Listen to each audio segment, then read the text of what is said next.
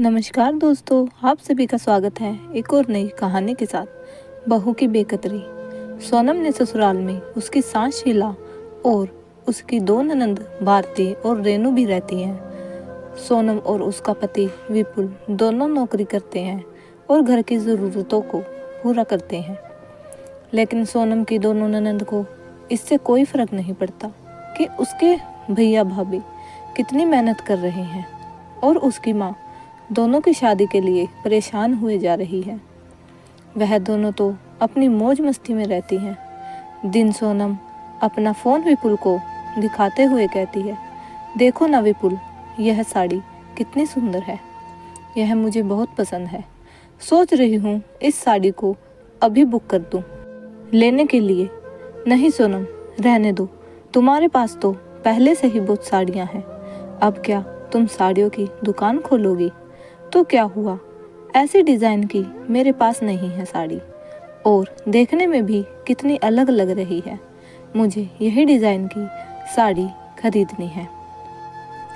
Please विपुल, लेने दो ना ये साड़ी। नहीं सोनम, पैसे बचाना सीखो। हमारे घर में पहले से ही दो जवान लड़कियां बैठी हैं, इनकी शादी करवानी है। अगर ऐसे ही बेफिजूल के खर्चे करते रहे तो हो गई उनकी शादी। इतने में भारती और रेनू भी बाहर से घर में आती हैं। हाय भैया, तुम दोनों कहाँ गई थी? भैया, हम ड्रेस खरीदने गए थे। भारती ने कहा, भैया मैंने अपने लिए 4 ड्रेसें खरीदी हैं। और रेनू ने कहा, भैया मैंने तो 3 खरीदी हैं। अपनी मैचिंग की ड्रेस की मैचिंग की ज्वेलरी भी खरीदी है।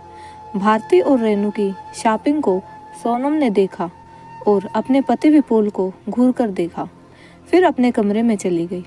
विपुल उसे मनाने के लिए उसके पीछे पीछे जाता है। सोनम, अरे रुको सोनम, मेरी बात तो सुनो। मुझे नहीं सुननी आपकी कोई बात। आप यहाँ से जाओ और जाकर अपनी बहनों की ड्रेस और ज्वेलरी देखो। सोनम विपुल की एक भी बात नहीं सुनती है। अगले दिन सुबह सोनम ऑफिस जाने के पहले सबके लिए नाश्ता बनाती है और ऑफिस जाने के लिए तैयार होती है। उसके बाद सभी एक साथ बैठकर नाश्ता कर रहे थे। तभी रेनू कहती है, भाभी ये क्या, रोज रोज एक ही तरह की सब्जी, मैं यह खाकर बिल्कुल बोर हो गई हूँ। सोनम कहते हुए, जो बना है खा लो। सासू माँ को सोनम की यह बात पसंद नहीं आई और वह उसे घूरती हुई निगाहों से देखने लगी। सोनम समझ गई थी कि अब उसकी खैर नहीं। कहने लगी, माँ जी, मेरी इतनी हिम्मत कि मैं कुछ कहूँ। सुबह ऑफिस निकलना रहता है, इसलिए जल्दी जल्दी में जो समझ आता है वही बना देती हूँ। पर बहू, जवाब तो तेरे पास हर एक बात का है, लेकिन कल से जो मेरी बेटियों को पसंद है वही बनाना। उसके बाद सोनम जल्दी जल्दी नाश्ता करके ऑफिस निकल जाती है।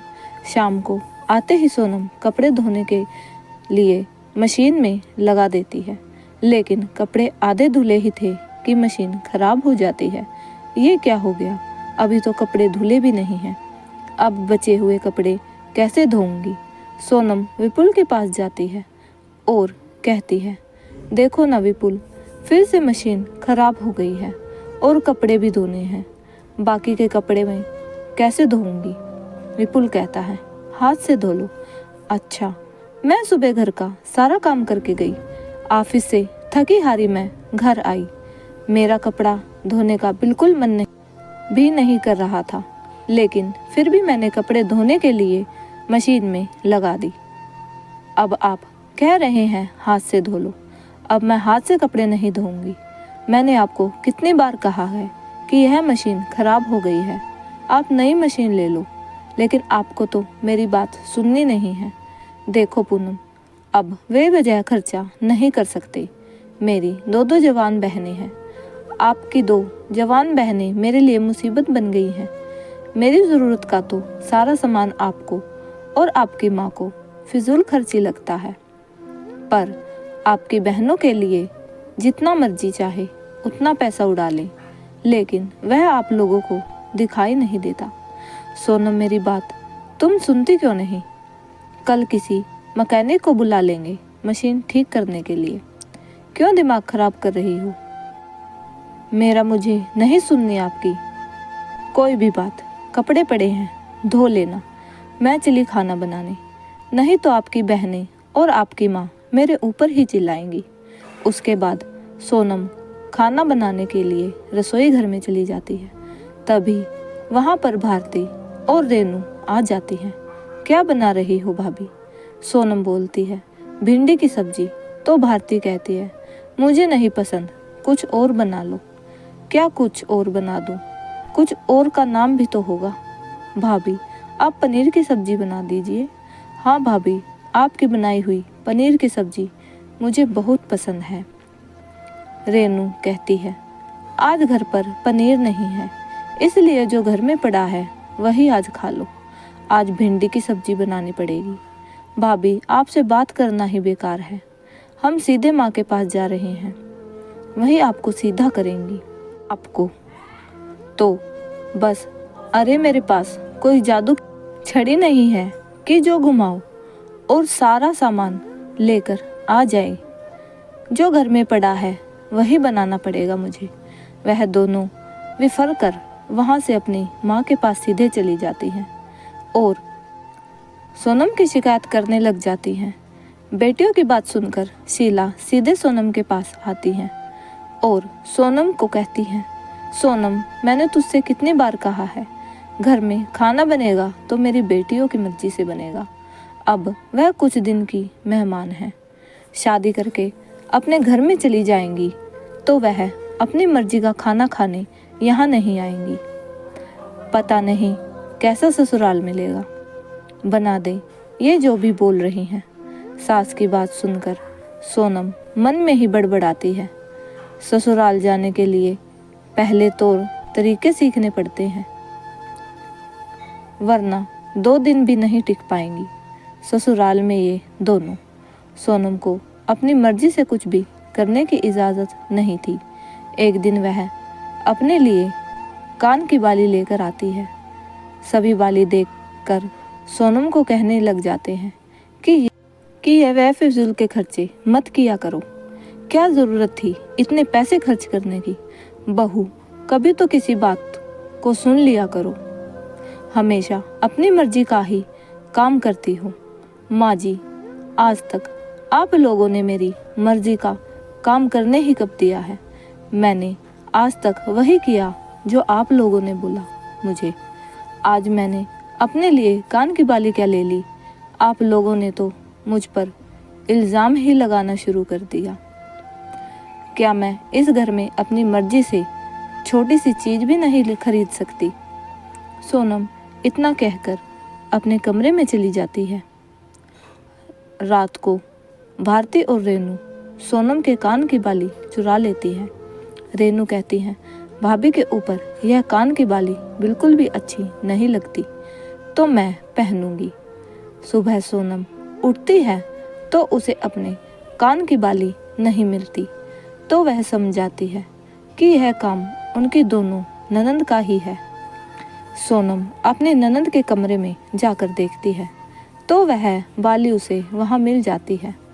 तुम दोनों को बाली इतनी पसंद थी तो मुझसे मांग कर ले सकती थी। अपने घर में तुम दोनों को चोरी करने की क्या ज़रूरत थी? चोर और हम भाभी, आपको शर्म नहीं आती? हमारे ऊपर इतना घटिया इल्ज़ाम लगाते हुए। बहू, तुझे शर्म नहीं आ रही है मेरी बेटियों से इस तरह से बात करते हुए? मेरी बेटियां चोर नहीं हैं क्या? तुझे तेरे मायके वालों ने यही सिखाकर भेजा है मेरी बेटियों से अच्छे से बात करना? हाँ सोनम, तुम पढ़ी लिखी हो, जॉब करती हो, अगर किसी ने बाहर देख लिया तो तुम अपनी ननद से इस तरह से बात करती हो तो कोई क्या सोचेगा तुम्हारे बारे में? भारती और रेनू मेरी छोटी बहन है और तुम्हारी ननद, उससे अच्छे से बात किया करो। सोनम की इससे कोई गलती नहीं थी, लेकिन फिर भी पूरे परिवार ने उसे ही उल्टा सुना दिया। ससुराल वालों की इतनी बातें सुनकर सोनम ने भी सोच लिया, जो उसके साथ जैसा करेगा वह भी उसके साथ वैसा ही करेगी। भाड़ में गया ससुराल और भाड़ में गए ससुराल वाले। इस लोगों की मर्जी के बिना मैं अपनी मर्जी की सांस भी नहीं ले सकती। अब मैं इन्हें ऐसा मजा सिखाऊंगी। उस दिन के बाद सोनम ने पैसा देना भी बंद कर दिया और काम करना भी बंद कर दिया। अगले दिन सास ने कहा, बहू ऑफिस से आकर खाना नहीं बनाया, जाकर खाना बना दे। मैं ऑफिस से बहुत थक गई हूँ और वैसे भी बहुत देर हो गई है। आपकी लाडली बिटियाँ सारा दिन घर में पड़ी पड़ी क्या करती हैं? उनसे खाना बनवा लीजिए।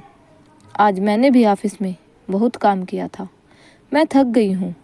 बहू, उन दोनों को खाना बनाना कहाँ आता है? तुझे तो पता ही है। हाँ माँ जी, मुझे तो उन दोनों का खाना बनाना नहीं आता, सिर्फ खाना खाना आता है। आप उन्हें कब सिखाएंगी खाना बनाना? अगर उनका ससुराल भी मेरे ससुराल के जैसा मिला तो उनकी लाइफ बर्बाद हो जाएगी। इतना कहते हुए सोनम वहाँ से चली जाती है। तभी विपुल आ जाता है और कहता है, अरे सोनम, तुमने इतनी सारी साड़ियाँ क्यों ले ली? तुमने कहा है ना मैंने बचत करने के लिए। अरे आप ही सोचो अपनी उन दो बहनों के बारे में। उनके चक्कर में उनके लिए मैं अपनी खुशियाँ और ज़रूरत से समझौता नहीं करूँगी। और वह भी ऐसी बहनें जो एक नंबर की चोर और बदतमीज़ हैं। शीला का घर उसके बेटे और बहू चलाते थे। सोनम ने पैसा देना बंद कर दिया था तो अकेले विपुल के पैसों से घर चलाने में बहुत दिक्कत आ रही थी। सुबह नाश्ते के टाइम पर भारती और रेनू कहती है, माँ मुझे यह नहीं खाना, आप आलू के पराठे बनाओ ना। हाँ माँ, बना दो ना प्लीज़। चुपचाप से जो मिला है वह खा लो, नहीं तो यह भी बंद कर दूंगी। एक तो तुम्हारी भाभी ने पैसे देना बंद कर दिए हैं, ऊपर से विपुल के पैसों से घर चलना बहुत ही मुश्किल हो रहा है, और ऊपर से तुम दोनों की फरमाइशों ने नाक में दम कर रखा है। फिर ख़त्म होने का नाम ही नहीं ले रही थी। शीला अपनी बहू और घर खर्चे को लेकर बहुत परेशान में रहने लगी। उसे इस समस्या से भी निकालने का उपाय बस यह समझ में आता है कि वह जल्दी से जल्दी अपनी दोनों बेटियों की शादी कर दे। कुछ दिनों के बाद शीला अपनी बेटियों से कहती है, भारती और रेनू, तुम दोनों जल्दी से तैयार हो जाओ, आज तुम्हें लड़के वाले देखने आएंगे। माँ, आपसे हमने बिना पूछे लड़के वालों को घर पर क्यों बुलाया? अगर तुम दोनों को मेरे हाथ में मार नहीं खानी तो जल्दी से तैयार होकर आओ। शीला अपने मन में ही सोचती है कि अगर लड़के वालों ने हाँ कर दी तो जल्द से जल्द इन दोनों की शादी कर दूंगी, फिर मेरी सारी जिम्मेदारी ख़त्म। और ऐसा ही होता है। शीला कुछ दिनों बाद अपनी दोनों बेटियों की शादी कर देती है और सोनम फिर से हंसी खुशी अपने परिवार के साथ रहने लगती है।